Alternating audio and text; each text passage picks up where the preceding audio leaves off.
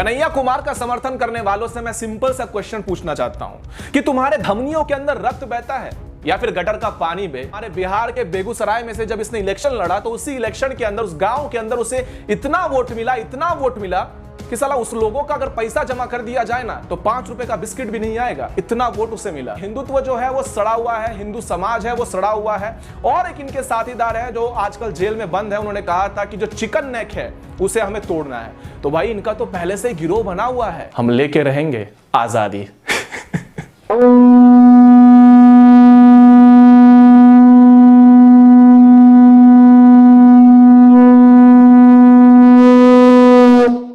राम राम जी, राम राम राम राम राम राम।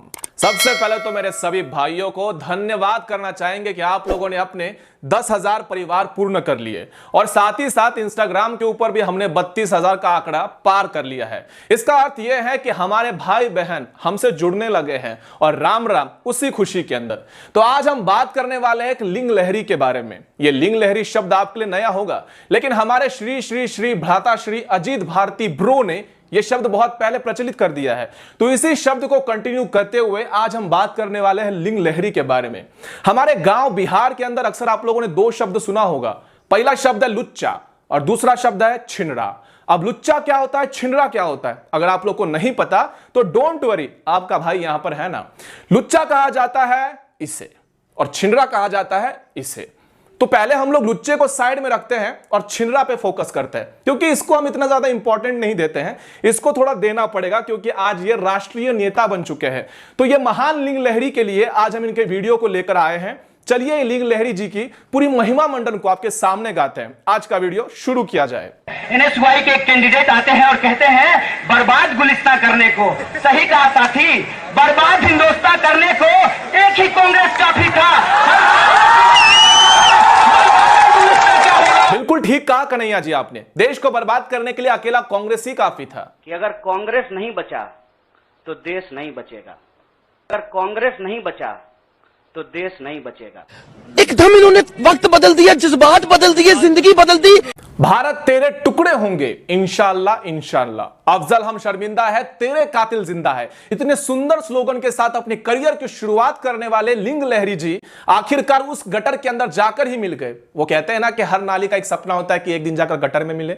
तो वही सपना पूरे करते हुए एक लहरी के मुंह से बहुत से ऐसे वक्तव्य है जो आपके कान के पर्दे में से खून निकाल देगा।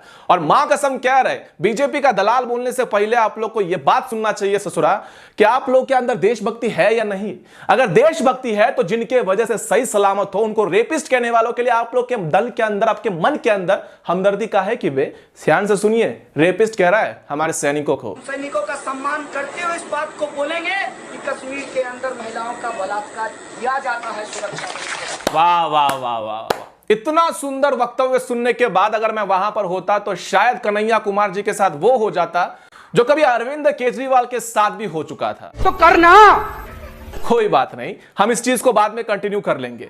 लेकिन कन्हैया कुमार यहीं पर नहीं रुकते हैं। उन्हें इंडियन आर्मी के लोग रेपिस्ट लगते हैं, उन्हें जो ये नक्सली होते हैं वो उन्हें शांति प्रिय लगते हैं। उन्हें तो शहीदों का सम्मान मिलना चाहिए, क्योंकि वो लोग भटके हुए हैं ना भाई साहब। ये भटके हुए को शहीदों का सम्मान देकर उन्हें अनुचित सम्मान करना चाहिए, भले ही इन लोगों ने हमारे सैकड़ों सैनिकों को मार दिया हो। यह भी सुन लीजिए वक्तव्य।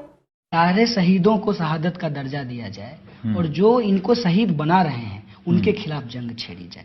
मैं कहता हूं कि जिनको नक्सली बताकर मारा जा रहा है वो भी शहीद हैं, वो भोले भाले आदिवासी हैं। जो तथाकथित नक्सली हिंसा में शहीद हो रहा है वो भी उनके जैसा ही। कन्हैया कुमार का समर्थन करने वालों से मैं सिंपल सा क्वेश्चन पूछना चाहता हूं कि तुम्हारे धमनियों के अंदर रक्त बहता है या फिर गटर का पानी बहे।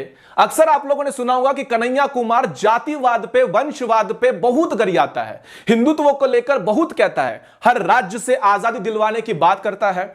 लेकिन जिस राज्य हमारे बिहार के बेगूसराय में से जब इसने इलेक्शन लड़ा तो उसी इलेक्शन के अंदर उस गांव के अंदर उसे इतना वोट मिला कि साला उस लोगों का अगर पैसा जमा कर दिया जाए ना तो 5 रुपए का बिस्किट भी नहीं आएगा, इतना वोट उसे मिला। तो उसी कन्हैया कुमार को सीधे राष्ट्रीय स्तर के नेता के पद पर जाकर बैठाने वाले आप लोग ही तो हो।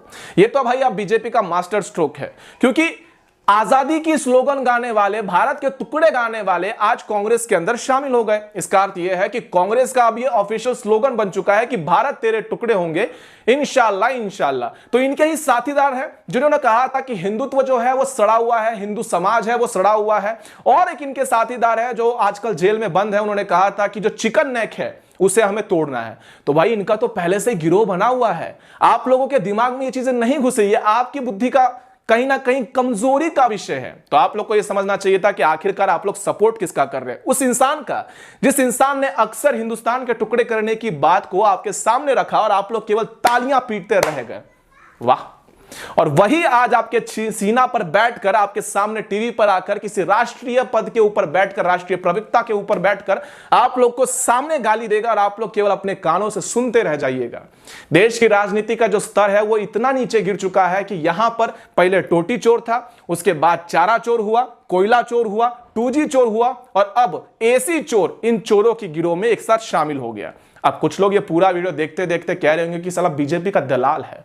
तो भाई सुन ले, जिसने राम मंदिर का नींव रख दिया, जिसने धारा 370 को हटा दिया, उस बीजेपी को हम मरते दम तक सपोर्ट करेंगे ही भाई। और रही बात बीजेपी के पूरे पार्टी की, तो पूरी पार्टी जाए आग लगाने, हमें तो केवल योगी जी और मोदी जी चाहिए, बाकी आप लोग देखिए। और हां, हम लेके रहेंगे आजादी।